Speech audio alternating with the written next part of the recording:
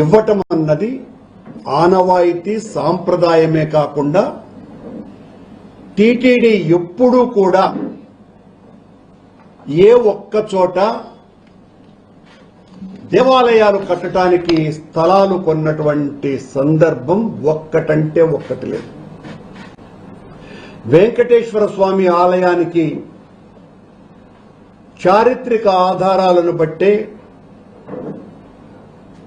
మహారాణి సామవై దగ్గర నుంచి పల్లవరాణి సామవై, ఆ తర్వాత చోళరాణి పరాంతకదేవి, ఆ తర్వాత యాదవరాజులు, ఆ తర్వాత విజయనగర చక్రవర్తులు, ఇలా చెప్పుకోతే ఎంతో మంది మహానుభావులు ధనము, ధాన్యము, భూమి ఇతోధికంగా వెంకటేశ్వర స్వామికి కానుకలుగా వేసినారు.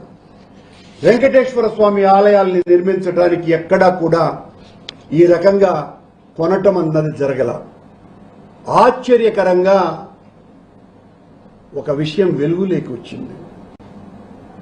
నిత్య పూజా గరిష్ఠుడైన స్వామివారి పట్ల అకుంఠిత దీక్ష దక్ష పూజా దురంధరుడైన, అనునిత్యము స్వామి నామస్మరణ లేనిదే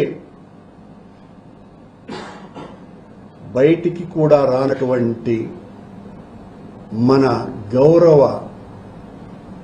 ముఖ్యమంత్రి చంద్రబాబు నాయుడు గారు అమరావతిలో ఉన్న వెంకటాయపాలెం అనేటువంటి విలేజ్ లో కడుతున్నటువంటి గుడికి 25 ఎకరాల స్థలాన్ని టీటీడీకి ఎకరా 50 లక్షల చొప్పున అమ్మినారు. టీటీడీ తన చరిత్రలో మొదటిసారిగా వెంకటాపాలెం దగ్గర గుడిని కట్టడానికి 12.5 కోట్ల రూపాయలు ధర చెల్లించి గుడి కట్టాలని ఆయన గారి చంద్రబాబు గారి ఆలోచన. ఎంత దారుణమైన విషయం అంటే ప్రపంచంలో ఇంతవరకు ఏ ఒక్కరూ కూడా ఇలాంటి సాహసమే చేయాల. మేము అమ్ముతాము గుడి వెంకటేశ్వర స్వామికి, మీరొచ్చి గుడి కట్టండి అని అడగల. తమాషా ఏందిరంటే ఆంధ్రప్రదేశ్ ను ఆర్థికంగా శక్తివంతమైన సుస్థిర నగరంగా రూపుదిద్దాలన్న లక్ష్యంతో తన స్వప్న ప్రాజెక్ట్ అయినటువంటి అమరావతిలో వివిధ సంస్థలకు భూముల కేటాయింపు అంశానికి సంబంధించి పరిశీలన కోసమని ముఖ్యమంత్రి చంద్రబాబు నాయుడు గారు మంత్రుల బృందాన్ని ఏర్పాటు చేశారు. ఆ మంత్రుల బృందం 2016 జూన్ 1 మరియు 9 తేదీలలో 2 సమావేశాలు నిర్ణయించి మొత్తం 11 ప్రతిపాదనల్ని పరిశీలించింది. వాటిలో 6 సంస్థలకు భూమిని కేటాయించాలని నిర్ణయం సిఫారసు చేసింది.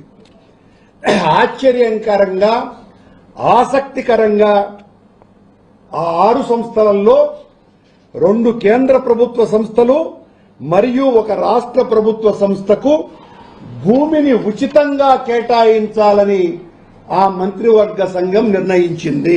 ఇదిగోండి దానికి సంబంధించినటువంటి కథ. Indo UK institute of health 50 acres free hold ఎకరా 50 లక్షలకు, వెల్లూరు ఇన్స్టిట్యూట్ ఆఫ్ టెక్నాలజీ ఎకరా 50 లక్షలకి, నేషనల్ ఇన్స్టిట్యూట్ ఆఫ్ డిజైన్ 50 ఎకరాలు ఫ్రీ ఆఫ్ కాస్ట్ కి, అదే జీవోలో Andhra Pradesh human resource development institute కి 25 ఎకరాలు free of cost, central institute of tool design free of cost, Venkateswara Swami ఆలయానికి 25 ఎకరాలు 50 లక్షల రూపాయలు ఎకరాకి. ఆశ్చర్యంగా దీనికి సంబంధించి టిటిడి 2018వ సంవత్సరం డేటెడ్ 28/8/2018వ సంవత్సరం దీనికి సంబంధించిన బోర్డు తీర్మానంలో 12.5 కోట్ల రూపాయలను కట్టుతూ దానికి సంబంధించి వాళ్ళు మొత్తం ఇష్యూ అంతా రాసుకొని వచ్చారు. టిటిడి వెంకటాయపాలెంలో 25 ఎకరాలు దయచేసి ఉచితంగా ఇవ్వండి అని టిటిడి అభ్యర్థించింది. ఇది చంద్రబాబు గారి ఆలోచన, ఏది అక్కడ గుడి కట్టాలని. అయినా టిటిడి అభ్యర్థించింది 25 ఎకరాలు ఉచితంగా ఇవ్వండి అంటే, ఆహా సస్యమీరా మీరు డబ్బు కట్టాల్సిందే అని ముక్కు పిండి మరీ వసూలు చేశారు 12.5 కోట్ల రూపాయలని. దానికి సంబంధించినటువంటి ఆబ్స్ట్రాక్ట్ ఇది మీకు అందరికీ కూడా ఇష్యూ చేయటం జరుగుతుంది. అందులోనూ 1.25 లక్ష నిబంధనలు అన్నీ ఇన్ని కావసుమా, అవన్నీ మీరు చదివితే చాలా సమయం అవుతుంది. నేను చదివితే మీరు అవన్నీ చదివి మీరు ప్రచారంలో పెట్టవచ్చు. ఇక్కడ చంద్రబాబు గారిని నేను అడిగేది,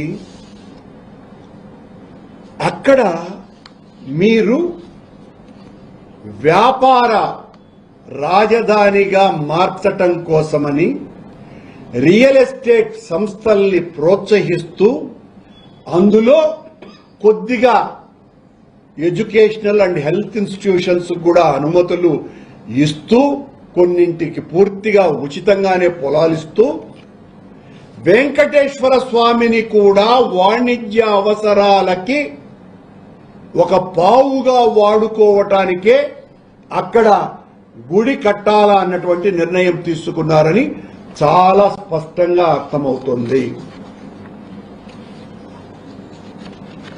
ఎంత దారుణం! రోజు నేను భక్తుడిని చెప్పుకునేటువంటి ఆ వ్యక్తి తన స్వప్న రాజధాని అమరావతిని ఆకర్షణీయ కేంద్రంగా మార్చి వాణిజ్య కార్యకలాపాలను ఆకర్షించాలనేటువంటి ఉద్దేశంతో ఆలయ నిర్మాణానికి కూడా వాణిజ్య ధరకే భూమిని టీటీడీకి బలవంతంగా కేటాయించటం, దాదాపు 200 కోట్ల రూపాయలతో అక్కడ ఆలయాల్ని నిర్మించాలనేటువంటి తలంపు.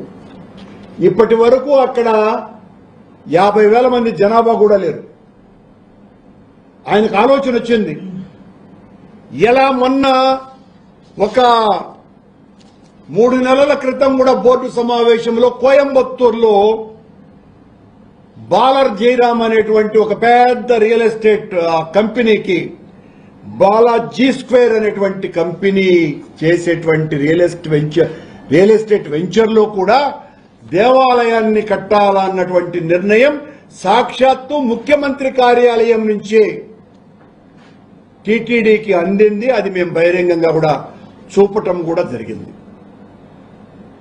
ఇంకా ఎలా దీన్ని చెప్పాలో అర్థం కావటంలా, ఎంత బాధ కలిగించే విషయం. ప్రపంచంలో ఎక్కడా ఏ ప్రాంతంలో కూడా ఎంతో మంది దాతలు, చివరకు తమిళనాడులో చెన్నైలో ఉన్నటువంటి ఆ ఇన్ఫర్మేషన్ సెంటర్ దగ్గర ఉన్నటువంటి గుడిలో ఎక్స్టెన్షన్ కోసమని కొందామంటే కూడా టీటీడీ అంగీకరించాల. అప్పుడు అక్కడ ఉన్నటువంటి ఆ కమిటీ చైర్మన్ తను స్థలం కొని ఆ ఎక్స్టెన్షన్ కు స్థలం ఇవ్వటం జరిగింది. అట్లాగే మహానటి అయినటువంటి కాంచన గారు ఇచ్చినటువంటి స్థలంలో పద్మావతి అమ్మవారి దేవాలయాన్ని నిర్మించటం జరిగింది. ఎక్కడ ఎప్పుడు ఏ గుడి నిర్మించినా భగవంతుడి గుడి అది దాతలు ఇచ్చినటువంటి స్థలంలోనే నిర్మించినారు.